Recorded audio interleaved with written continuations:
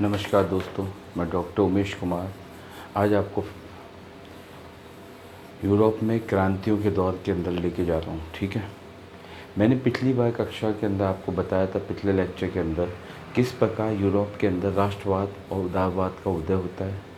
राष्ट्रवाद एक ऐसी अवधारणा है जिसके अंदर एक समान संस्कृति के, समान जातीय समूह के, समान एथनिक के लोग आपस में एक केंद्रीय शक्ति के अधीन अपना जीवन निर्वाह करते हैं। ठीक है, लेकिन उदारवाद आपको शुरुआत से बता जा रहा है, मध्यम वर्ग जो व्यापारिक क्रांति करता है, फिर व्यावसायिक क्रांति में, लेकिन वो उदारवाद की एक ही अवधारणा रही है कि सीमित प्रकार से राजतंत्र हो, टोटल प्रजातंत्र वो नहीं चाहता, सीमित मताधिकार हो, ठीक है, और खुला मुक्त व्यापार हो। अब इसी कड़ी में मेरा दूसरा लेक्चर है, यूरोप में राष्ट्रवाद का निर्माण किस प्रकार हो रहा है। ये दो मैप हैं जो मैंने आपको बताया है, इटली का और ये आपका जर्मनी का है, जो एकीकरण के अंदर आपको देखने को मिलेगा। ठीक, अगले लेक्चर में मैं आधुनिक राष्ट्रवाद जन राजनीति को अभिव्यक्त करता है। अब तक आपने जो देखा उसके अंदर आपने देखा था कि एक सामंतवाद था, फिर अर्ध स्वायत्त क्षेत्र थे, सार्वभौमिक धर्म था। प्रारंभिक राष्ट्रवाद इस रूप में देखने को मिला कि राजा होता था, राजा के अधीन शक्तियाँ बटी हुई थी, जो आपके कुलीन वर्ग में, चर्च के पादरी के पास। अर्ध स्वायत्त क्षेत्र ऐसे क्षेत्र जहाँ पे राजा के अधीन था, बाकी वो अपने शासन व्यवस्था, और सार्वभौमिक धर्म आपको मालूम था, चर्च की सार्वभौमिकता सब जगह थी। ये प्रारंभिक राष्ट्रवाद को अग्रेसित करने का कार्य आपके उदारवाद के रूप में देखने को मिलेगा। उसके बाद यही उदारवाद आपको फ्रांस की क्रांति, जिसमें सीमित राजतंत्र की स्थापना कर रहे हैं, लेकिन कुछ समय के लिए जैकोबिन के काल के अंदर ये किसमें गणतंत्र में चेंज हो जाता है। ठीक है, गणतंत्र के अंदर चेंज होता है। गणतंत्र में चेंज होने के कारण सार्वभौमिक मताधिकार की व्यवस्था हो जाती है। अब इसमें मैं आधुनिक राष्ट्रवाद जन राजनीति को अभिव्यक्त करता है। आधुनिक राष्ट्रवाद जन राजनीति को कैसे, कि इसमें राजा जो पहले राजतंत्र के अधीन प्रजा होती थी, वो अब फ्रांस की क्रांति के बाद में किस में तब्दील हो गई, वो एक देश, एक राष्ट्र की जनता के रूप में तब्दील हो जाती है। ठीक है, ये अभिव्यक्त करता है। अब इसके अंदर आपको अग्रसर करते हुए आपको पहले मैं बताऊंगा कि किस प्रकार आपको जैकोबिन फ्रांसीसी क्रांति, उसके बाद में आपके नेपोलियन बोनापार्ट, जो सबसे पहले किसके रूप में, पहले तो वो आता है गणतंत्र के रूप में, बाद में अपने आप को किसका सम्राट घोषित कर देता है। ठीक है, नेपोलियन ने किस प्रकार से राष्ट्रवाद को फैलाया, सामंतवाद का ख़त्म कर दिया था इसने, चर्च की व्यवस्था को ख़त्म किया। ठीक है, और साम्राज्यवादी शोषण प्रक्रिया, साम्राज्यवादी शोषण प्रक्रिया की ये अधिक से अधिक सैन्य बल पर आधारित इसका शासन था। अधिक से अधिक यूरोप के देशों को इसने जीतना प्रारंभ किया, जिसकी वजह से वहाँ पे जो उनका शोषण हुआ साम्राज्यवादी पद्धति के तहत, उस शोषण से उनमें राष्ट्रवाद उत्पन्न हुआ कि हमारे को भी किसी प्रकार से एक फ्री या एक हमें मुक्त राष्ट्र की परिकल्पना करने लगे लोग। ठीक है, इसने फिर आपको मैं जो आपको यहाँ पे मैंने मॉडल 1 और मॉडल 2 के द्वारा बताया, फिर क्या हो गया, यही प्रजा जनता में चेंज हो गई और राजा किस में, राष्ट्र के रूप में एक गणतंत्र व्यवस्था स्थापित होती है। उदारवाद, मध्यम वर्गीय विचारधारा। मध्यम वर्ग मैंने बताया, मध्यम वर्ग में एक बुद्धिजीवी वर्ग भी होता है, आपके काम करने वाले कारीगर, किसान, दस्तकार, ये सब इसमें शामिल हैं। इसको विचारधारा को जो प्रयोग करने वाला प्रबोधन ने एक वैचारिक क्रांति थी, जिसके अंदर मैंने आपको बताया था कि चर्च और राजा को मध्यम वर्ग द्वारा लिखित चुनौतीपूर्ण पत्र को क्या कहा गया, प्रबोधन कहा गया। इसमें कहा है कि हमारे लिए नए नए साम्राज्य स्थापित कीजिए, नए नए उपनिवेश बनाइए, खुला मुक्त व्यापार दीजिए। इस प्रकार से प्रबोधन ने एक तरह से राजनीति को किस में चेंज करने का, एक राष्ट्र के रूप में। फिर फ्रांस की क्रांति के अंदर तब्दील होता है। राजनीतिक रूप से सीमित राजतंत्र जानता चाहता था, सामाजिक रूप से व्यक्तिवाद यानी व्यक्ति विशेष के ऊपर बल देता था। ठीक है, और आर्थिक रूप से मुक्त अर्थव्यवस्था के रूप में। उसके बाद राष्ट्रवाद की दो परंपराएं हैं। एक तो परंपरागत राष्ट्रवाद जो आप फ्रांस की क्रांति से पूर्व पढ़ चुके हैं, उसके बाद आधुनिक राष्ट्रवाद जो फ्रांसीसी क्रांति के बाद उत्पन्न होती है। ठीक है, अब इसमें परंपरागत में वही समान भाषा होनी चाहिए, संस्कृति होनी चाहिए, एक शासक के द्वारा अधीन शासन होना चाहिए। ठीक है, उसके अंदर राजा के द्वारा जो जो आदेश दिए जाते हैं उसके अधीन ही क्या है, राष्ट्रीय राज्य की अवधारणा विकसित होती है। ठीक है, ये वाली कल्पना थी आपके परंपरागत में।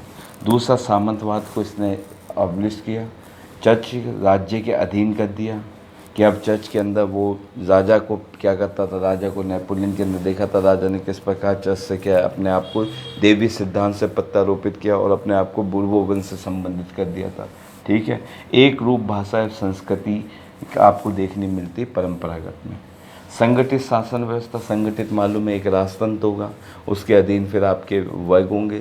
ठीक है, उसके बाद 16वीं 18वीं शताब्दी में यूरोप में, 16वीं का मतलब हो गया 1500 से लेके 1599, जिसके अंदर आपके वेस्टफेलिया की संधि भी हो जाती है। ठीक है, 30 वर्षीय युद्ध भी हो जाता है 1618 से 48 तक के बीच में। ठीक, उसके बाद में यूरोप में कई राष्ट्रीय राज्य स्थापित होते हैं। राष्ट्रीय राज्य स्थापित होने का मतलब एक राजतंत्र के अधीन जितनी भी साम्राज्यवादी या उपनिवेश शक्ति को अपने अधीन किया जाता है तो एक राष्ट्रवाद के रूप में उसकी परिकल्पना की जाती है। जैसे फॉर एग्जाम्पल, जैसे आप बूर्बो वंश, फ्रांस ने अपने अधीनस्थ अगल बगल के जितने भी पड़ोसी राज्य उनको अपने अधीन किया, इस प्रकार से आपको देखने को मिलता है। ठीक है, तो राष्ट्र राजा की शक्ति पर आधारित ऊपर से आरोपित था इसमें, लेकिन जो राष्ट्रीय राज्य था 16वीं से 18वीं शताब्दी में यूरोप में, उस राष्ट्रीय राज्य की क्या परिकल्पना होती है कि ये एक संगठित शक्ति के रूप में राजा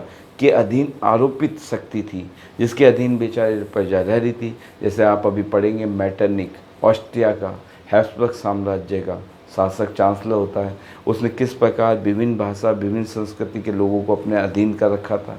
अब वो अधीन तो कर रखा था, लेकिन वो जब तक उसमें ताकत रही, जब तक उसके पास सैन्य शक्ति रही, उस बल पे उसने अधीन कर रखा था। लेकिन जब उसमें कमज़ोर होगी, क्रांति होगी, क्रांति आपको देखने को मिलेगी अब अगला टॉपिक में कि किस प्रकार क्रांति 1618 में, फिर 1630 में, उसके बाद 1648 में, इस प्रकार से आपको देखने को ये केवल आपके ऊपर दबाव बना के स्थापित की गई शक्ति है।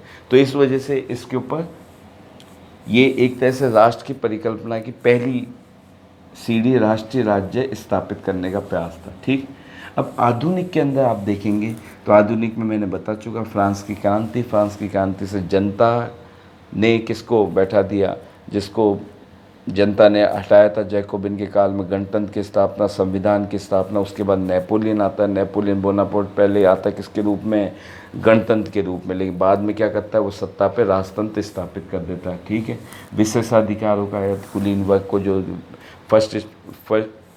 प्रथम स्टेट द्वितीय स्टेट को जो अधिकार प्राप्त थे उन सबको ख़त्म किया गया और तीसरे स्टेट पे जो कर लगाए जाते वो सभी पे कर लगाने का प्रयास किया गया। इसके अंदर एक व्यक्ति विशेष, एक विचारक आएगा रूसो, जिसने संप्रभुता का सिद्धांत किया। संप्रभुता का सिद्धांत क्या है, किसी व्यक्ति या शासक में संपूर्ण शक्तियाँ, संप्रभुता निहित नहीं होकर संपूर्ण समुदाय के अंदर निहित होती है।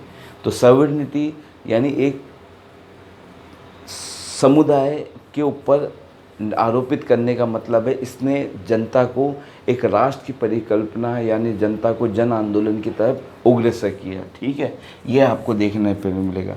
अर्नेस्ट रेने, ये 1883 के अंदर इन्होंने राष्ट्र की जो परिकल्पना आपके पुराने राष्ट्रवाद में समान भाषा संस्कृति, इनको इन्होंने खारिज किया। इन्होंने क्या नई परिभाषा दी, एक राष्ट्र लंबे प्रयासों, त्याग और निष्ठा का चरम बिंदु होता है। क्या होता है, एक राष्ट्र लंबे प्रयासों और आपके त्याग और निष्ठा का चरम बिंदु होता है। शौर्य वीरता से युक्त अतीत महान पुरुषों का नाम और गौरव, ये सामाजिक पूंजी है।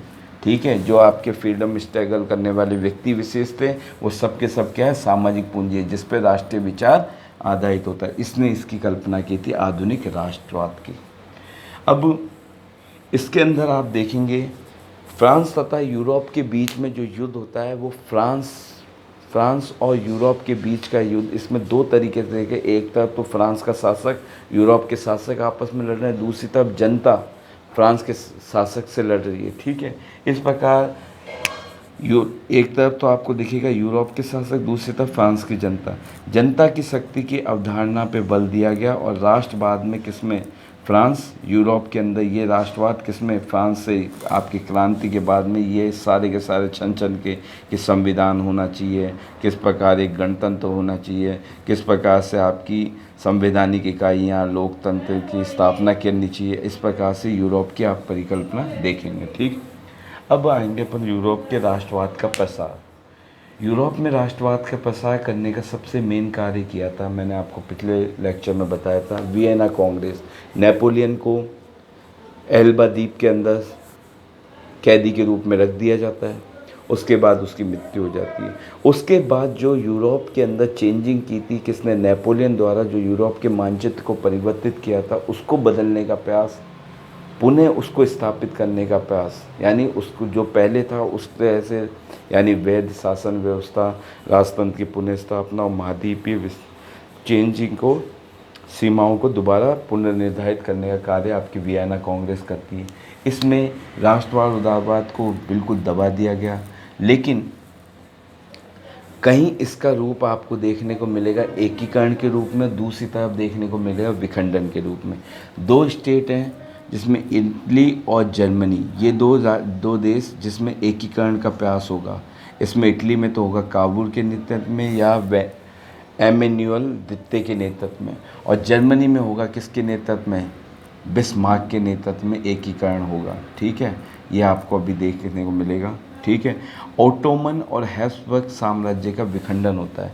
ओटोमन साम्राज्य, वही मैंने आपको पिछले लेक्चर में बताया था, ओटोमन साम्राज्य कौन था, वही रोम, पश्चिमी पूर्वी रोम का साम्राज्य जिसके ऊपर तुर्की अधिकार कर लेते कुस्तुनतुनिया पे, तो वो पूरा ओटोमन साम्राज्य बन जाता। फिर ओटोमन साम्राज्य का फिर विखंडन, किस प्रकार से ओटोमन साम्राज्य को कब्जा कौन करता है, यूनान कर लेता है। यूनान पे जब कब्जा हो जाता है तो यूनान की संस्कृति के अंदर, अब उसमें आपको अगली क्रांतियाँ जब मैं बताऊँगा उसके अंदर आपको ये देखने को मिलेगा। ठीक है, उसके बाद हैब्सबर्ग आपके ऑस्ट्रिया के शासक के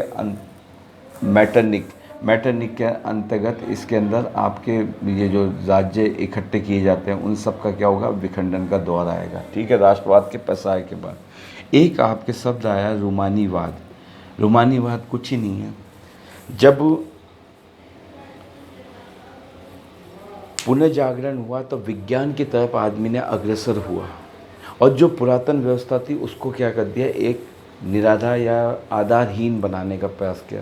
लेकिन रूमानीवाद ने यही परंपरा वापस जागृत की।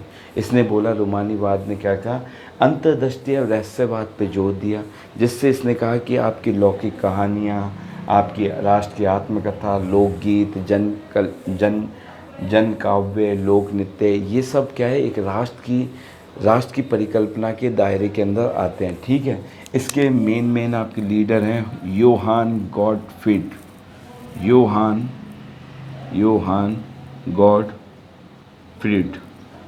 और एक पोलैंड का है कैरोल कुरपेस्की।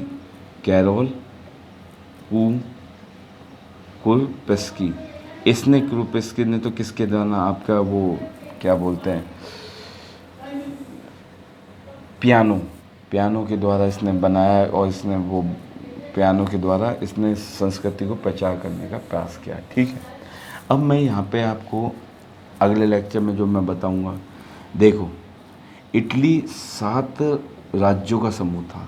एक तरफ था सार्डिनिया, दूसरे लोम्बार्डी, वेनेशिया, परमा, मेडोना, टस्कनी। ठीक है, पेपल राज्य, ये वाला राज्य तो सर्डिनिया और पिडमोंट सर्डिनिया, ये तो आपके बिल्कुल आज़ाद होता है। ठीक, इस पे इटली ही जाति के लोग यहाँ पे निवास करते हैं। लोम्बार्डी और वेनेशिया, ये दोनों आपके ऑस्ट्रिया के पास चले जाते हैं। ठीक है, ये मध्य वाला भाग आपके पॉप के पास ही रहता है। बर्मा, मेडोनो और टस्कनी, ये वाला आपके पास किसके पास, फ्रांस के पास। इधर ये दोनों सिसिली जो राजतंत्र होते हैं, यहाँ पे भी किसका अधिकार होता है, आपका ऑस्ट्रिया का। ठीक, इस प्रकार से ये 7 राज्य किस प्रकार से संगठित होने का प्रयास करेंगे। चालू आपके कहाँ से होगा, आपके काबुल स्टार्ट करेगा सर्डिनिया से, ठीक है, इसके अधीन होंगे, और सर्डिनिया का जो राजकुमार होगा एम्मनुएल द्वितीय, वो इटली का राजा बनेगा, ठीक। उसके बाद इसी प्रकार से जर्मनी का आप देखेंगे, जर्मनी इस तरह से टूटा हुआ है, ठीक है। ये वाला जो पूरा राज्य है ये पर्सा के अधीन था, ये वाला आपके राज्य है ये पर्सा, ये फ्रांस के अधीन, ये वाला आपके राज्य ऑस्ट्रिया के अधीन। तो किस प्रकार इनका टुकड़ा और किस प्रकार इसकी विखंडन और किस प्रकार इसका एकीकरण, ये मैं आपको दिखाने का अगले लेक्चर में प्रयास करूँगा। नमस्कार।